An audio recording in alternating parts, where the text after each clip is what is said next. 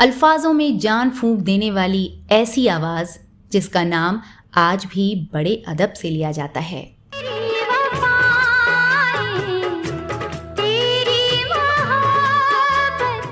वो इकलौती हैं जो अपनी ही शर्तों से जीती भी और अपनी ही शर्तों से हारी भी।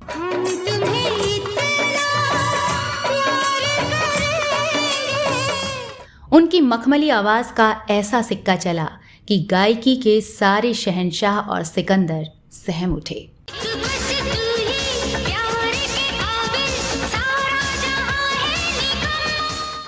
उनके फनकार से गायकी के बादशाहों के मजबूत किले दरकने लगे थे।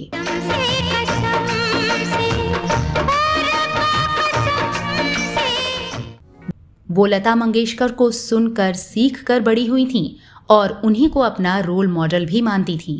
मुझे भुला ना पाओगे। फिर एक वक्त ऐसा भी आया जब अपने गायकी के हुनर से वो लता दीदी के लिए ही बन गई सबसे बड़ी चुनौती।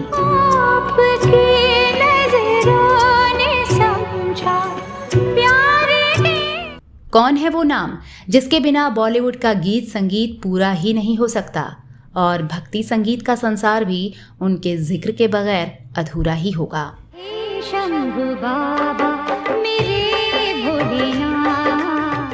उन्होंने अपनी गायकी से संगीत की दुनिया रोशन की और एक वक्त ऐसा भी आया जब ये सितारा गुमनामी के अंधेरे में टिमटिमाने लगा। जाते जाते मुझे इल्जाम तो दे।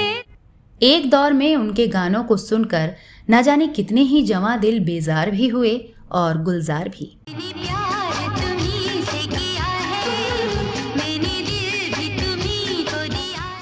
प्यार करते हैं तुमको सनम। एक ऐसी बेमिसाल सिंगर जिसने कभी कामयाबी की बुलंदी देखी तो कभी निजी रिश्तों को खोने का बेशुमार दर्द झेला। वो कई मोर्चों पर एक साथ लड़ती रही, कभी करियर का उतार चढ़ाव तो कभी अपने रिश्तों को लेकर फैलाई जा रही अफवाहों का सामना किया।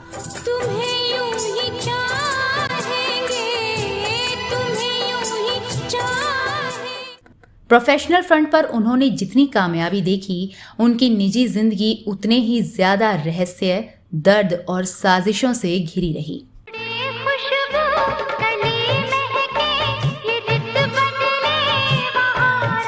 अनुराधा पौडवाल को जिंदगी ने कामयाबी तो खूब दी, लेकिन बेशुमार दर्द के साथ।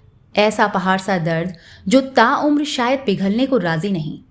घर वालों के खिलाफ शादी की तो पति ने ताउम्र साथ निभाने का वादा किया, वो भी बीच में इस दुनिया से चले गए।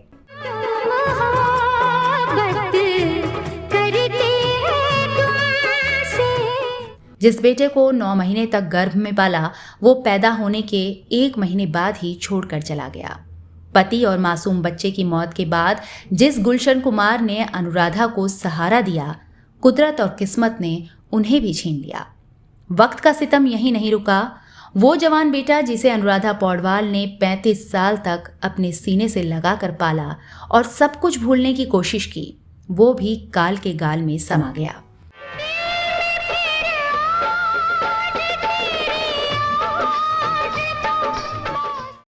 इतने सदमे और हादसे झेलने के बाद आखिर कौन अपना वजूद बचा पाता है?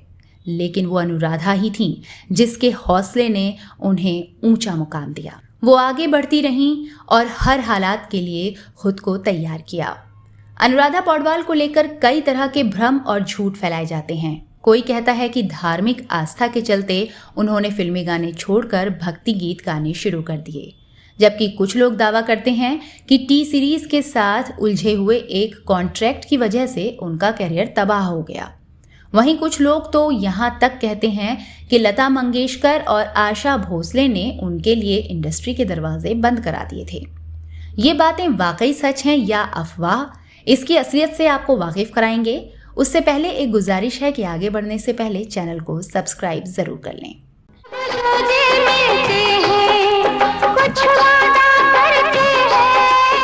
कुछ बातों को सुनकर ताज्जुब होता है, हैरानी होती है।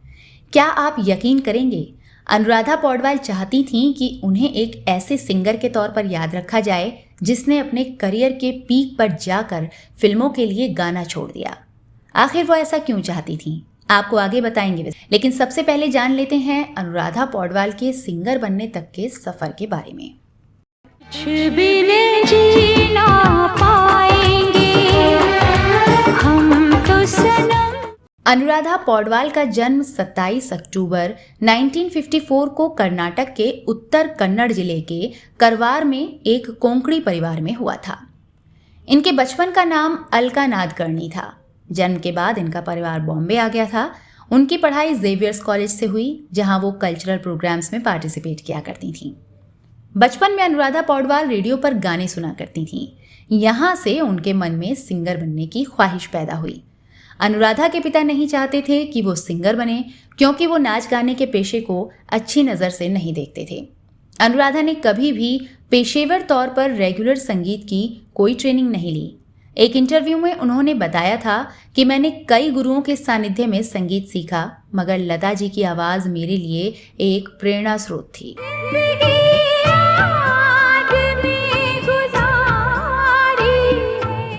जिसने एक संस्थान के रूप में मेरा मार्गदर्शन किया। बचपन में रेडियो पर लता के गाने सुनकर संगीत से उनका लगाव बढ़ता गया। एक बार जब वो चौथी क्लास में थीं, उस दौरान निमोनिया से ग्रस्त हो गई थीं। तब उन्होंने लगभग पूरी तरह से अपनी आवाज़ खो दी थी और 40 दिनों तक बिस्तर पर रही थीं। इस दौरान उनके चाचा ने अनुराधा को लता की आवाज़ में भगवत गीता की रिकॉर्डिंग सुनने को दी थी।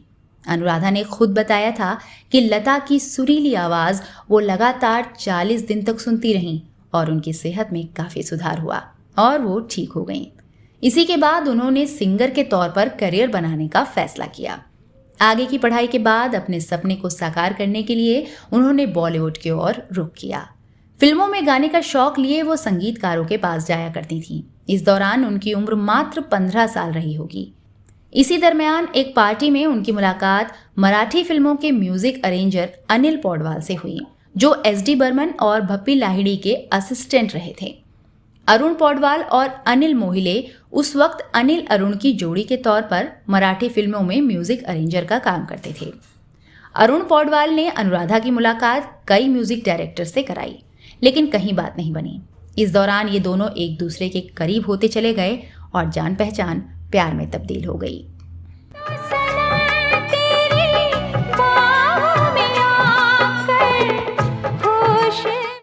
कैरियर का संघर्ष जारी था, लेकिन इसी दौरान दोनों ने शादी करने का फैसला ले लिया। उस वक्त अनुराधा पौडवाल की उम्र महज 17 साल थी, जबकि अरुण 27 साल के करीब थे। अरुण के घर वाले तो तैयार हो गए, लेकिन अनुराधा के पिता राजी नहीं थे।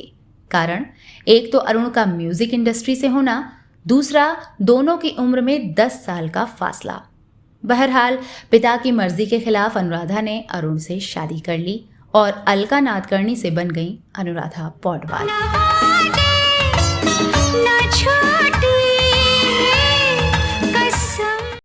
अरुण पौडवाल उस वक्त एस.डी. बर्मन के असिस्टेंट थे।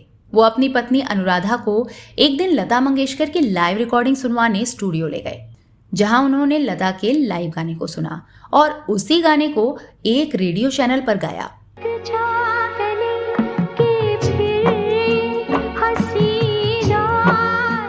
इस गाने से अनुराधा चर्चा में आ गईं। लक्ष्मीकांत प्यारेलाल ने तो रेडियो चैनल में फोन करके पूछा भी कि ये आवाज किसकी है। इसके साथ ही वो कई और म्यूजिक डायरेक्टर्स की नजर में आ गईं। अनुराधा पौडवाल के पति ने उनकी मुलाकात जाने माने म्यूजिक डायरेक्टर हृदयनाथ मंगेशकर से कराई, जो लता मंगेशकर के भाई थे। लता के मुताबिक हृदयनाथ ने ही अनुराधा पौडवाल को सबसे पहले मराठी फिल्म में गाने का मौका दिया था, लेकिन उन्हें पहचान मिली 1973 में आई फिल्म अभिमान से, जिसके म्यूजिक डायरेक्टर एस.डी. बर्मन थे। अमिताभ बच्चन और जया भादुड़ी के किरदार वाली इस फिल्म में पौडवाल को एक संस्कृत का श्लोक गाने का मौका मिला, जिससे अमिताभ बच्चन काफी प्रभावित हुए।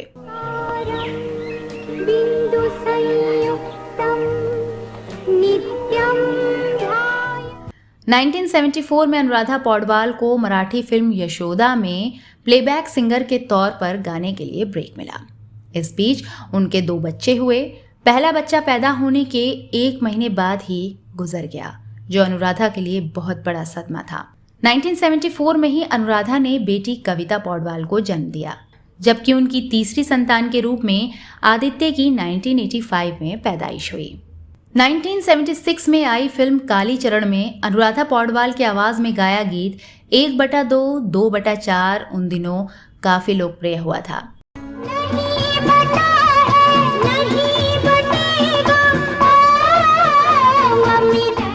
इस बीच अनुराधा ने आप बीती, उधार का सिंदूर, आदमी सड़क का, मैंने जीना सीख लिया जाने मन और दूरियां जैसी B और C ग्रेड वाली फिल्मों में गाने गाए, लेकिन इन फिल्मों से उन्हें कोई खास फायदा नहीं पहुंचा। करीब 7 साल तक माया नगरी में अनुराधा पौडवाल का संघर्ष जारी रहा। इसके बाद 1980 में सुभाष घई की फिल्म आई हीरो। इसमें जैकी श्रॉफ और मीनाक्षी शेषाद्री लीड रोल में थे, जबकि इसके संगीत निर्देशक थे लक्ष्मीकांत प्यारेलाल।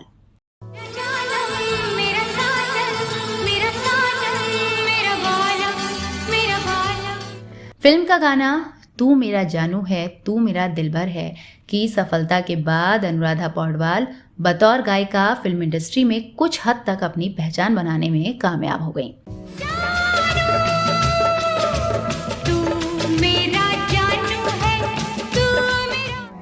इसके बाद 1986 में आई फिल्म उत्सव बतौर गायिका अनुराधा पौडवाल के करियर की अहम फिल्म साबित हुई। शशि कपूर के बैनर तले बनी इस फिल्म में अनुराधा पौडवाल ने मेरे मन बजा मृदंग गाना बहुत ही खूबसूरती से गाया था, जिसके लिए उन्हें बेस्ट सिंगर का फिल्म फेयर अवार्ड मिला।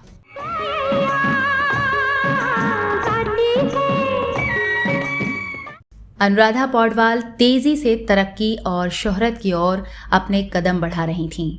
वो अब कल्याण जी आनंद जी, लक्ष्मीकांत प्यारेलाल, जयदेव और राजेश रोशन जैसे म्यूजिक कंपोजर्स की पसंदीदा सिंगर बन चुकी थीं। उनके नाम की चर्चा टी सीरीज और गुलशन कुमार तक पहुंच गई। उस दौर में टी सीरीज के साथ जुड़ना हर सिंगर का सपना होता था। अनुराधा पौडवाल को जब ये ऑफर मिला तो उन्होंने एक्सेप्ट कर लिया।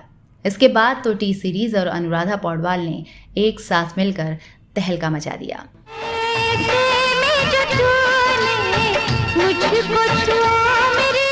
कभी देश की सबसे बड़ी म्यूजिक कंपनी बनाने में कामयाब रहे टी सीरीज के संस्थापक गुलशन कुमार ने 80 के दशक के आखिर में एक प्रयोग किया था।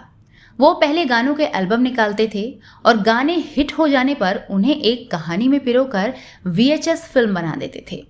लाल दुपट्टा मलमल का और जीना तेरी गली में ये प्रयोग सुपरहिट रहा। फिल्म आशिकी भी ऐसे ही बनी। टी सीरीज ने पहले आशिकी नाम से एल्बम बनाया था, जिसमें कुल 12 गाने थे और इसके 8 गानों में अनुराधा पौडवाल की आवाज थी।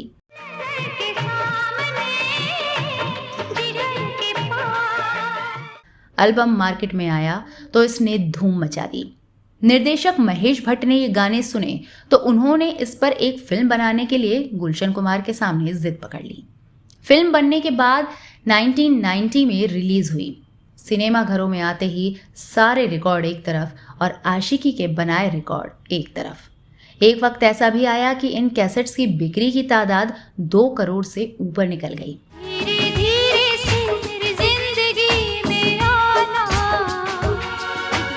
आशिकी का म्यूजिक टी सीरीज का नहीं, देश का संगीत बन चुका था और उसके पीछे की सबसे पसंदीदा आवाज थी अनुराधा पौडवाल।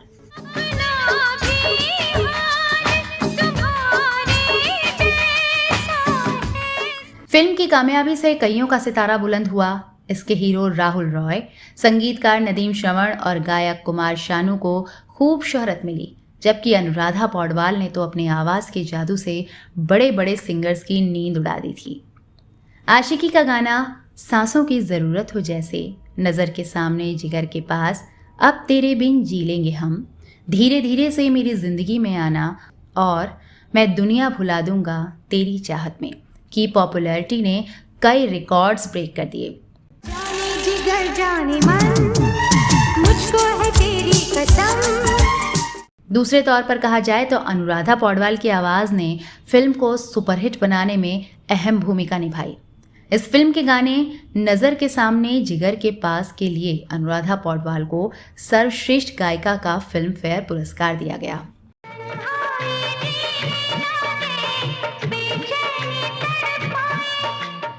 फिल्म आशिकी के गानों की कामयाबी के बाद अनुराधा पौडवाल का नाम बच्चे बच्चे की जुबान पर था। यही वजह रही कि टी सीरीज और नदीम श्रवण ने अनुराधा पौडवाल से 15 और गाने रिकॉर्ड कराए, जिन्हें फिल्म दिल है कि मानता नहीं और सड़क में लिया गया। ये गाने भी ब्लॉकबस्टर साबित हुए। अब अनुराधा पौडवाल के पास ऑफर्स की बाढ़ आ गई।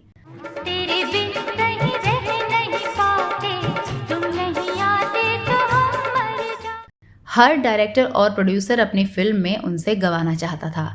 इस दौरान उन्होंने बागी, बाहर आने तक, कुर्बान, साजन, साथी और फूल और कांटे जैसी बड़े बजट की कई फिल्मों में गाने गाए।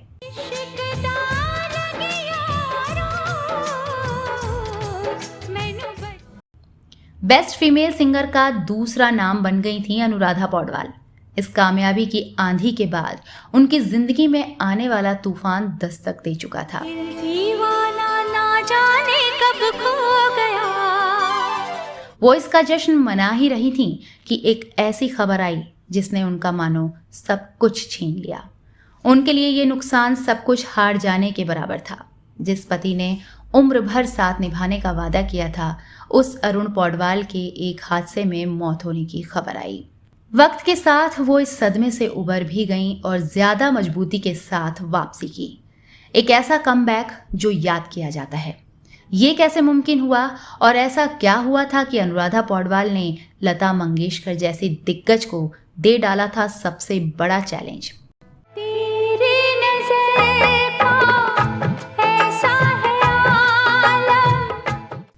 क्या वाकई लता और आशा से पंगा लेना अनुराधा पौडवाल को भारी पड़ा या टी सीरीज के साथ कॉन्ट्रैक्ट की वजह से खत्म हो गया उनका कैरियर? आपको बताएंगे पौडवाल और गुलशन कुमार के प्रेम कहानी का सच और माधुरी दीक्षित को अनुराधा ने कैसे बना दिया धक धक गर्ल। आखिर क्यों एक किसान ने अनुराधा पौडवाल के लिए बेच दिया अपना 15 बीघा खेत। साथ ही अगले एपिसोड में जानेंगे कि केरल की एक महिला पौडवाल की बेटी होने का दावा करते हुए क्यों चली गई कोर्ट। साथ ही आपको ये भी बताएंगे कि आखिर क्यों अलका याग्निक ने अनुराधा पौडवाल को गिरी हुई कहकर खड़ा कर दिया था विवाद। वीडियो बड़ा और बोरिंग ना हो, इसलिए हमने इसे 2 पार्ट में बनाया है। हम आपसे उम्मीद भी करते हैं और गुजारिश भी कि अगला एपिसोड देखकर आप अपनी प्रतिक्रिया जरूर दें और चैनल को सब्सक्राइब करें। नमस्कार।